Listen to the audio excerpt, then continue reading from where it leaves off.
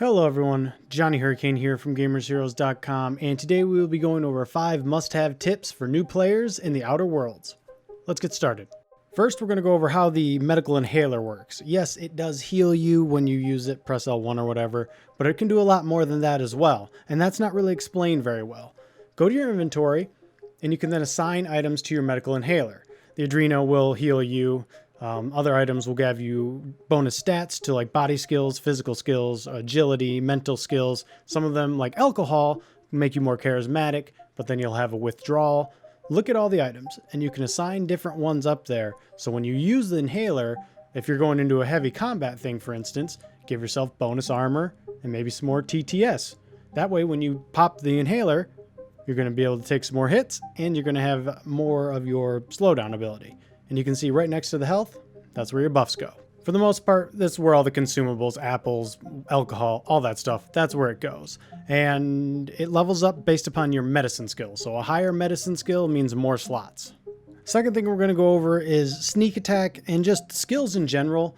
Everything needs at least 20. So for sneak, to do sneak attacks, you will need at least 20 in sneak. In order for you to do companion abilities, you will need at least 20 in leadership. Look at all the skills, and it starts at a base of 20. So if you have 15 in medical, then you cannot do the second drug mixer. You can only use the basic one in the inhaler. You need to look at what your skills are and determine which ones you want to have up. Because when you start the game, you might think you have sneak attack, and you're not actually going to have sneak attack. So make sure that your stuff is at 20. Next thing is steal everything that's not bolted down, really. There is no repercussions if you don't get caught. There's no good guy, bad guy karma, anything like that. And also, there's not someone who's like, oh, I don't buy these goods because I know they're stolen magically. It doesn't work that way. You can steal items and sell them to whoever you want. One thing you do want to watch out for, though, is if you close the door and then your allies or your companions are on the outside, they will occasionally open the door, and a guard will be on the outside of that door, and he will see you stealing. So make sure that you let them in before you do that. If you do get caught, you can intimidate or bribe or whatever to pay your way out of it. You will lose some rep, but it's not the end of the world. This one is a little bit more specific, but I felt that I needed to add it because it really did affect me for a little while. Sometimes, if you're a sneaky player and you're trying to do sneak attacks, you will kill enemies and they fall into the long grass. When that happens, you cannot see their bodies because the grass is there.